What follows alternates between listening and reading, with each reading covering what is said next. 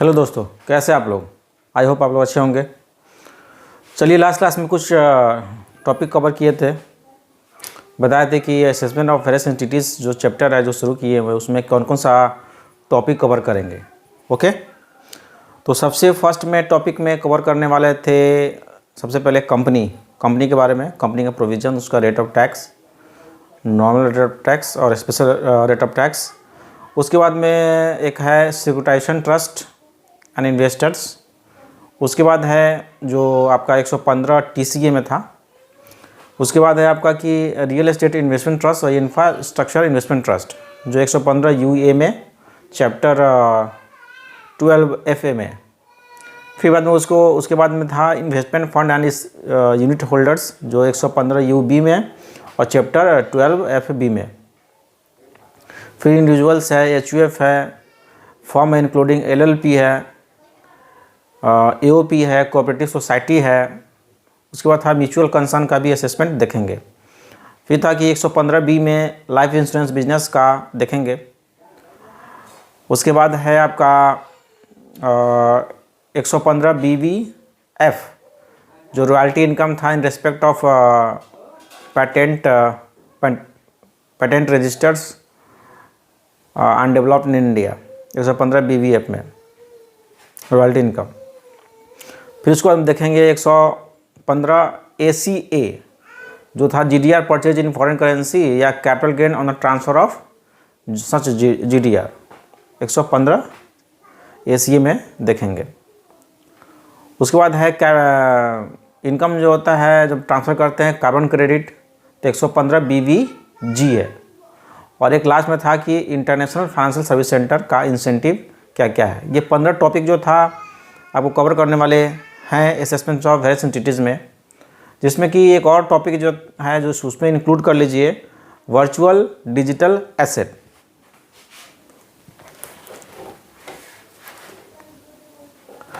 आपको जो 15 पॉइंट था उसमें आप 16 पॉइंट ऐड कर लीजिए।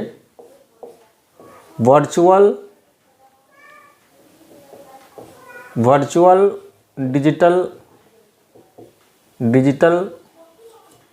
एसेट्स, जो आपका 6th पॉइंट है वर्चुअल डिजिटल एसेट्स, वो आपको 16 पॉइंट है वो आपको कवर करेंगे। मतलब टोटल आपको असेसमेंट ऑफ एंटिटीज़ में कवर करना है। सबसे फर्स्ट में कवर करना है आपको कंपनी से शुरू करना है और अंतिम में था कि वर्चुअल डिजिटल एसेट्स, उसका प्रोविज़न देखेंगे, रेट ऑफ टैक्स क्या है, उसका TDS रेट क्या है, ठीक है, ये सब देखेंगे। तो सबसे पहले बोल रहे थे कि उसमें कंपनी है असेसमेंट ऑफ एंटिटी में, उस पर हम आते हैं। तो सबसे पहले देखिए कंपनी है, तो कंपनी कितने प्रकार के होते हैं। कंपनी 2 प्रकार के होते हैं, ठीक है। एक डोमेस्टिक कंपनी होता है और एक होता है फॉरेन कंपनी, ठीक है। इनकम टैक्स लॉ के अनुसार जो है हम आपको पढ़ा रहे हैं। जो आप कंपनी लॉ में जाते हैं कि कंपनी कितने प्रकार के होते हैं, होल्डिंग, सब्सिडियरी, वैसा नहीं पढ़ा रहे हैं आपको, as per income tax law के अनुसार, ठीक है। आपको जो कंपनी 2 प्रकार के, डोमेस्टिक कंपनी और फॉरेन कंपनी, ठीक है। तो डोमेस्टिक कंपनी जो है वो आपका 2 प्रकार का होता है। एक इंडियन कंपनी होता है, एक ऐसा कंपनी जो इंडियन कहलाने के लिए तो नहीं है, नहीं करा सकता इंडियन कंपनी, लेकिन वैसा कंपनी जो एक अरेंजमेंट कर चुका है, वैसा कंपनी जो एक प्रिस्क्राइब अरेंजमेंट कर चुका है अपने शेयर होल्डर को डिविडेंड डिक्लेयर और पेमेंट करने के लिए इंडिया में, जो उसका इनकम है उस पर लेवल है अगर इनकम टैक्स के लिए। तो अगर कोई भी कंपनी जिसके पास इनकम है वो लायबल इनकम टैक्स के लिए, उस इनकम से वो डिविडेंड डिक्लेयर कर रहा है और पेमेंट कर रहा है जो शेयर होल्डर है इंडिया में, तो उसको बोलेंगे प्रिस्क्राइब अरेंजमेंट, मतलब जो कर लिया है, तो वो भी आ जाएगा डोमेस्टिक कंपनी में। तो प्रिस्क्राइब अरेंजमेंट का मतलब क्या होता है, ये पहले करा चुके हैं लेकिन वही रिवाइज करवा रहे हैं। प्रिस्क्राइब अरेंजमेंट का मतलब होता है कि अगर कोई भी कंपनी अगर अपना शेयर रजिस्टर मेंटेन होता है, इस पर नाम उम एड्रेस रहता है सब कुछ, तो शेयर होल्डर का नाम सब रहता है उसमें।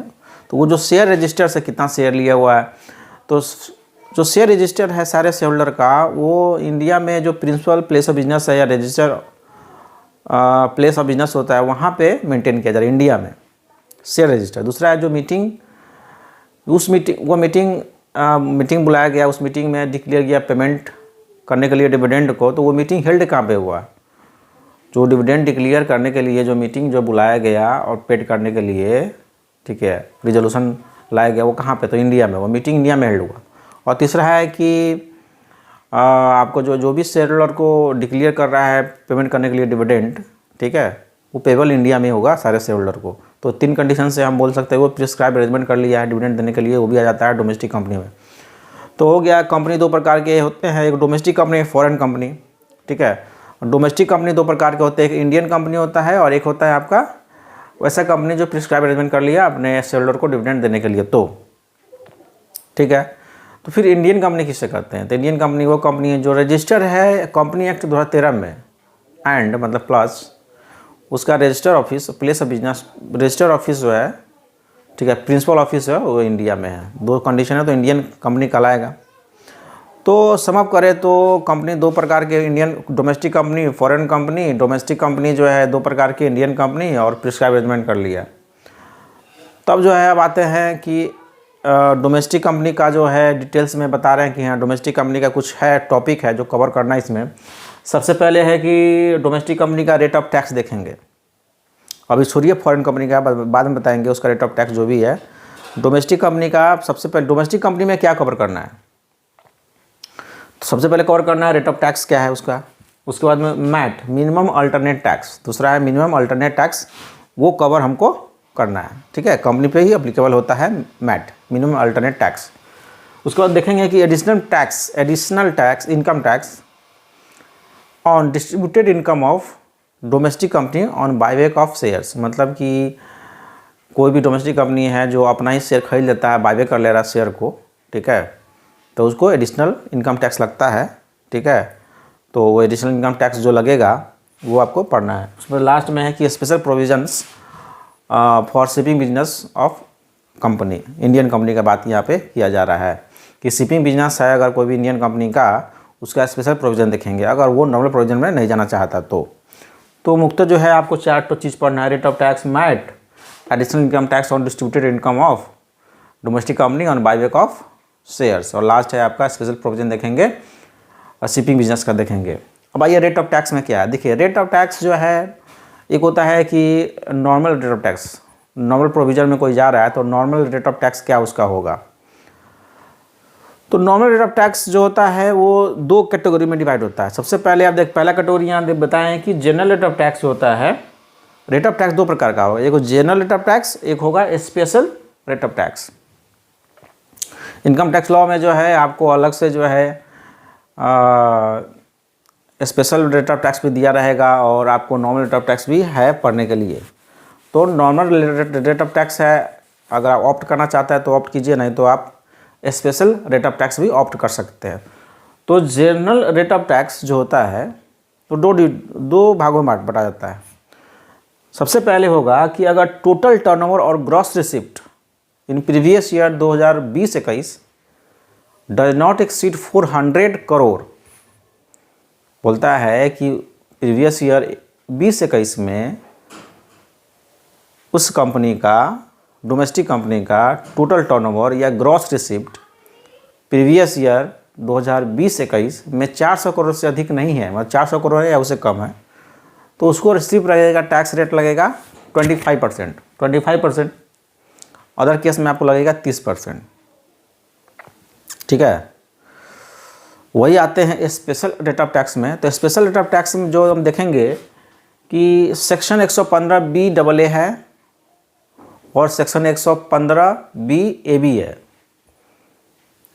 अगर कोई कंपनी चाहता है कि हाँ हम जो है नॉर्मल प्रोविज़न में ना जाए, नॉर्मल रेट ऑफ टैक्स ना दे, तो स्पेशल प्रोविज़न ऑप्ट कर सकता है, ये ऑप्शनल है, ऑप्ट कर सकता है। आप चाहिए तो नहीं भी कर सकते हैं, लेकिन जब एक बार ऑप्ट कर लिए तो आपको विड्रॉ करना मुश्किल हो जाएगा, विड्रॉ नहीं कर सकते आप रेयर केस में, ठीक है।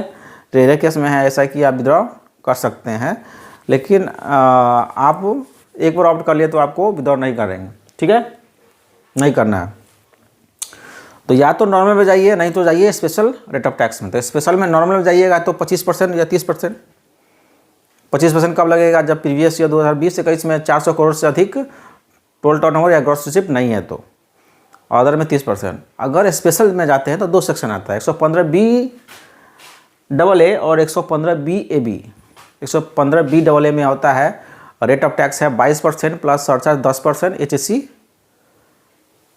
4%, मतलब 22 प्लस 10 प्लस 4, 22 प्लस 10 प्लस 4 ये लगेगा। अगर 115 बी ए बी में जाते हैं तो 15% rate of tax plus surcharge भी 10% जैसे लगता है 115 बी डबल ए में, और आपको HSC 4%। 115 बी ए बी में 15% है, 115 बी डबल ए में आपको 22% है।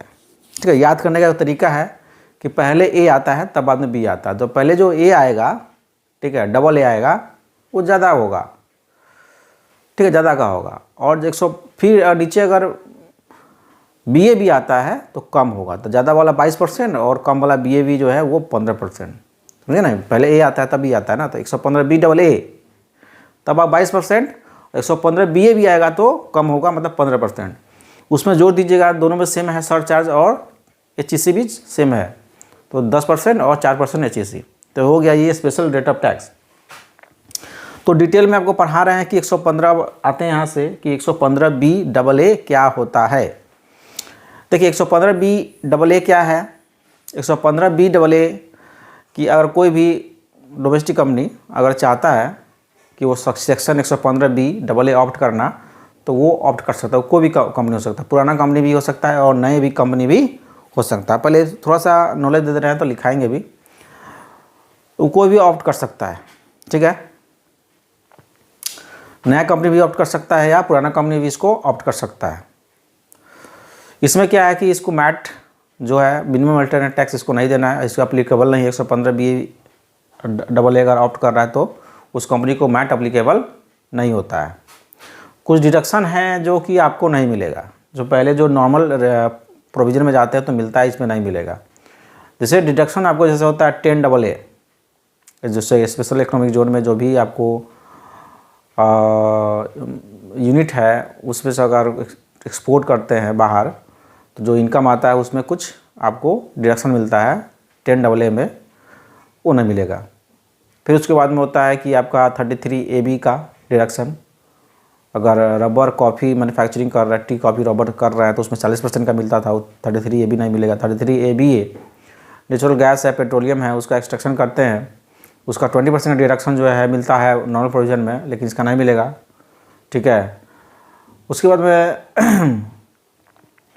सेक्शन 80C 80 मतलब चैप्टर 6A में जो डिडक्शन मिलता था 80C से लेकर 80U तक, उसमें आपको नहीं मिलेगा। 80 JJ डबल ए 80M और 80LA, ये तीन को छोड़ के क्या, तो चैप्टर 6A में 80 double J double A 80M और 80LA को छोड़ के आपको डिडक्शन नहीं मिलेगा। जो 80C होता है, 80D होता है, DD होता है, DDB होता है, 80U होता है, 80 GG होता है, GGB होता है।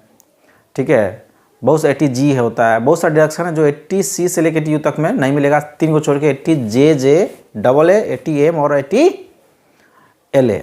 ठीक है, उसके बाद में आपका एडिशनल डिप्रिसिएशन जो है cost of new plant machinery पे लगता मतलब मिलता है नॉर्मल प्रोविजन में 20%, 32 में ए में वो जो आपको नहीं मिलेगा, जो 20% का एडिशनल मिलता है डिप्रिसिएशन नहीं मिलेगा। उसके बाद में अगर कोई भी डिडक्शन आप ले रहे हैं जो डिप्रिसिएशन का जो 40% से अधिक है, कोई ऐसा है जो कैटेगरी है एसेट का जिसका जो है 40% से अधिक होता है, तो आपको रिस्ट्रिक्टेड 40% तक ही डिडक्शन मिलेगा डिप्रिसिएशन का। उसके बाद में है जो है कि एग्रीकल्चर एक्सटेंशन प्रोजेक्ट होता है 35CCC 35CCD skill development project, इसका भी डिडक्शन नहीं मिलेगा। उसके बाद में जो स्टैंडर्ड डिडक्शन मिलता था सैलरी का,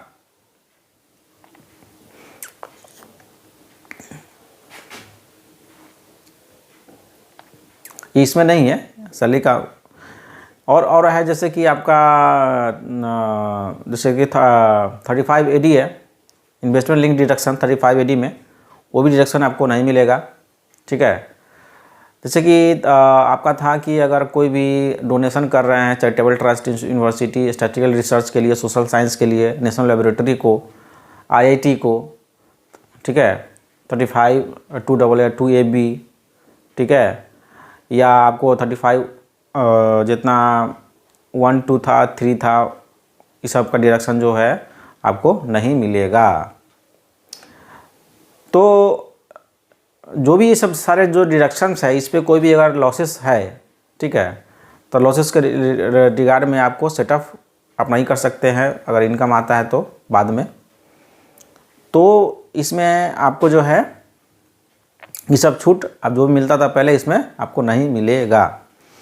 तो ध्यान दीजिए कि जनरल रेट ऑफ टैक्स में 25% 30% था और स्पेशल रेट ऑफ टैक्स में 115BAA में 22% प्लस 10 प्लस 4 है। तो कम होने के बावजूद भी इसका डिडक्शन जो है क्या हो रहा है, इसको नहीं मिल रहा है। कुछ डिडक्शन या छूट है जो आपको इसमें नहीं मिल रहा है। तो 115 अब लिखा रहे हैं इसके बारे में 115BAB। अब आते हैं 115BAB में। 115BAB क्या है कि कोई भी अगर नया कंपनी है, न्यू मैन्युफैक्चरिंग है, ठीक है, मैन्युफैक्चरिंग है, प्रोडक्शन कर रहा है कोई गुड्स का, आर्टिकल्स का, या इलेक्ट्रिसिटी जनरेशन कंपनी है, ठीक है, तो वो कंपनी जो है 1/10/2019 के बाद